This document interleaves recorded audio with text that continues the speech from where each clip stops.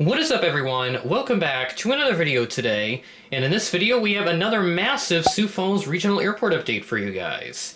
This will be the 57th airport update for the month of October 2024. We've got all kinds of wacky operations, various changes happening, and we've also got a big jumbo jet once again. Yes, another jumbo jet. They've just been way more frequent in 2024. I feel like they're making up for lost time in between their 2018 visits and the ones that they have had this year starting around Easter break. We'll go ahead and get started with the airport update right here at gate number 1. This Frontier A320neo, it's been a while since I've had them here in Sioux Falls. They've been grinding pretty good here. This ride in from Denver as flight 2108, right on time at 12:38 p.m. So we're starting off really good here with the on-time performances in this update. So now move on down to gate number 3, where we have a little guy, American Eagle Embraer 175, parked up here, since we do have an interesting operator right at that gate next to it. Got a little glimpse of it at the bottom left of your screen if you were paying attention. This American Eagle 175 came in from Phoenix Sky Harbor as flight 3946, operated by Envoy Air, and this arrived in at 2:05 p.m. ahead of a scheduled 2:36 p.m. arrival. And this is one of the newer 175s, November 315, November Hotel. And all these newer Envoy 175s have these really unique registration suffixes. I think I saw one that was like Victor Papa or something like that. It had a Victor in there somewhere, the letter V. Don't remember what exact number it was or what was the second letter in that, but I do remember seeing one with a Victor, and it's been flying around a bit, and I think it has come here at least once before. So now move on down to our unique visitor here at gate number 5. What in the heck is Delta Airlines doing at this gate? This is the first time I've had Delta at gate 5 that I can recall, so I think now I've had just about every airline parked here. I think I've had Allegiant park here once, American obviously the main user at this gate. I think I had Allegiant here once before, maybe, that was gate 7, but I'm not sure about gate 5. But we've had plenty of different operators park here over the years. So why is it parked here? I don't know, but I guess their normal gates were occupied at the time. This A319 arrived in from Minneapolis as flight 2304 at 10:51 p.m. had a scheduled 11:01 p.m. arrival. So it certainly isn't because Frontier is up at this gate, because that flight arrived about 12:30 on the afternoon of Tuesday, October 22nd, which is where all the flights are from, with a couple exceptions, of course, one of them being one of the aircraft we'll take a look at later on. And then a little, trying to do like a one take here from this spot, so apologies about the bad angle, but that right there is an American Eagle CRJ 200. We're back to the Air Wisconsin flights, so good to see them coming back, and hopefully they'll send in one of the retro aircraft, because they've got like 5 of them now. I have yet to spot one. Admittingly, I have not been up to the airport that much, but hopefully I'm going to try and change that this weekend. The weather looks okay. It's a little chilly, but I can live with a little bit of chilliness. Just try to get back into the groove of plane spotting, if you will, because, you never know what could happen in the future. So this CRJ 200 came in from Chicago O'Hare as flight 6176, and this arrived in at 7:16 p.m. had a scheduled 7:26 p.m. arrival. I'll talk more about our American mainline stuff. I got one note written down for it, so we'll get to that when we get to that aircraft. It's actually taxiing, that's why you don't see it at the gate here, since we've got all that other stuff going on right now. Next to that, we've got a United 737-800. This is in the Evo Blue livery at gate 7. This aircraft arrived in from Denver as flight 270. This is the overnight flight, arriving in at 11:06 p.m. had a scheduled 11:26 p.m. arrival. And then right above that, there is another one here, because this one is in the Continental Globe livery, which I've learned has another name. They call it the Unicon livery, which is just a combination of the words United and Continental. So I think from now on, I'll just call it the Unicon livery, not unicorn, but Unicon. I don't know why I thought of unicorn saying that, but just disregard that previous reference. I'm sure that will certainly make for an interesting reference amongst my group that I have. But at any rate, let's continue with the 738, also coming in from Denver. This is the 8 o'clock flight, or about 8:30ish. They scheduled arrivals 8:33 p.m., but it arrived in at 8:04 p.m. So this aircraft way ahead of schedule, almost half an hour there. So good job for United. And then next to that, we do have a Delta 737-800, because unexpectedly they switched the mainline flight from Atlanta to a 738 for this month only.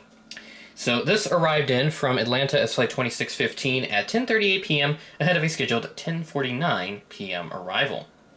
And this is only going to be for this month. I checked the schedule, and in November they will go back to the standard 319. So the 738, a nice little switch up from what they've typically sent over here with that Airbus aircraft.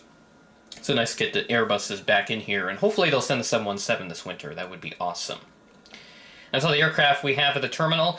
And of course our parking garage Skyway, that has finally opened up just a few weeks ago in mid-October, as they said it would, as they were still doing some last-minute construction on that. So excited to use that in the future, and I will definitely be making a video when I get to visit it for the first time. Hopefully, maybe this weekend I'll get some time to visit the parking garage and all that, but just depends on what I've got going on, because, again, very busy times for me, so we're just working around with that right now. So now I do want to turn our attention over to a couple diversions real quick, because yes, we do have some diversions on the ground, only adding to the wackiness of this update. This is a last-minute addition. I was not planning to have any, but of course, Mother Nature had to do what she does best, and that's to throw some curveballs at me, and she brought along 2 diversions here. So the one on the left, we've got an A320 from San Jose, California. This arrived in as Flight 2084. And then we have a Delta Connection Embraer 175 with the short winglets, one of the ex-Compass Airlines aircraft from the Northwest Airlink days. That arrived in from Omaha as Flight 3666 and is operated by SkyWest. So these diversions occurred on the night of Thursday, October 24th, while I was watching just some football that was on at the time. Saw someone posted online, a ramp agent out of Sioux Falls, actually. They posted about, oh, is it like a 320 that came in from Minneapolis? But nope, it's a diversion. So I'm like, okay, something must have happened up in Minneapolis. Sure enough, looked like some weather moved through, and I actually ran into some weather on my way home yesterday.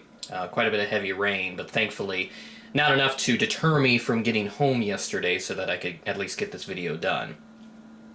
So there's our diversions. Now move on to, well, not move on to that. There's a little sneak peek of that, but we'll talk more about that here in a minute. So we got an American A319. This is with the Sharklets once again, so good variety from American with the 319. And this is going to be heading out to DFW as Flight 2872, and this departed at 1:44 p.m., delayed from a 1:32 p.m. scheduled arrival, so behind by 12 minutes. American's going to send in a 320 on Saturday, November 9th, so looks like some extra capacity will be coming back this winter. I did see that they are going to go to just one main line for the January-ish time frame, which is different than what they did this past January, where they completely dropped the main line and replaced it with the pair of Envoy 175s. At least glad that they're not going to completely drop the main line this time around, since there's got to be a lot of demand hitting down there this winter. And then, right next to that, we've got an Allegiant A320. So got all the airlines in this update, thankfully. This Allegiant A320 setting out to Phoenix Mesa as Flight 672. This departed at 4:57 p.m., delayed from a 4:42 p.m. scheduled departure time, delayed by 15 minutes. And they've been doing really good there with Phoenix Mesa. I know they've gotten up to about, it's basically daily now, and then I think on one of those days they're operating double daily as well, so that's awesome. And then we have our 747 coming in. So we actually had 2 of them come in recently in October. On October 9th, we had 705 Charlie Kilo, which was the last 747 to visit for Kalitta back over Easter break. This arrived in as Flight 425 from Anchorage, and it originated in Okinawa, so this is still part of the whole troop transport thing they've got going on over there in Okinawa. So stop over in Anchorage for fuel and all that. And then the next day on October 10th, we had November 710 Charlie Kilo come in on the same routing as Flight 427. Did not hear of any other movements like a C5 or anything of that nature, so it looks like it was just the 2 747s. Couldn't catch them, unfortunately, because I was stuck in college, so that's a little bummer there, but hopefully we'll get to spot them again in the future. And now you're probably wondering, what the heck am I using my 1:200 scale Twin Otter for? But I have justification to put a 200 scale model in this update, because recently we had a Cayman Airways Express-6 Twin Otter come in. This arrived in from Kansas City, the Charles B. Wheeler Downtown Airport.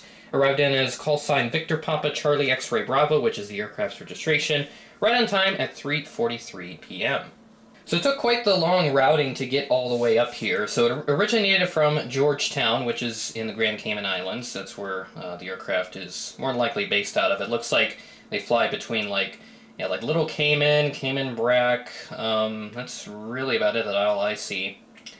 So the routing it started off by heading up to Tampa, then it went to Tupelo, Mississippi, then to Kansas City, and then it came here to Sioux Falls. Then it went up to Williston, North Dakota, the brand new airport that they opened up just a couple years ago. And then it has last operated to Calgary. So I was told that this aircraft is getting heavy maintenance, so it flew all the way up to Canada to get that maintenance done. So all those stops in between were for fuel. So pretty interesting that we did have one of those aircraft come in. Maybe Gemini Jets could do a 200 scale model of that. I would not be opposed to picking another one of those up, because this Twin Otter is very nice. If most of you remember from the Airliners convention in Dallas, I picked this up for under $50 because they were discounting everything that they had. It was the last day of the show, and I was very tempted by it, and Connor basically convinced me, you have to get it, because it's $50, where are you going to get this kind of a deal again? So I bought it, and the rest is history. And that will do it for the Sioux Falls Airport Update number 57 of the series. Very massive update once again. Really happy with how this airport's been giving me all kinds of content to work with for the airport updates. Got the diversions, plenty of changes where the aircraft are parking, aircraft changes, unique visitors, everything in between. So this update certainly had it all, and hopefully you guys enjoyed it. Lots of big things coming on the channel once again. I've kind of hinted at that in my last few videos, but again, I am being serious when I say that there are some exciting things coming, so stay tuned for more details. I'll have them out within the next couple of weeks or so. Just depends on my schedule. But you guys will like what's coming, because it's going to be fun. So that's all I will say on that for the moment. You can ask me questions, do whatever, but answers will not be revealed until a later date. With that being said, that is the end of the video. Thanks for watching, and I will catch you in the next video.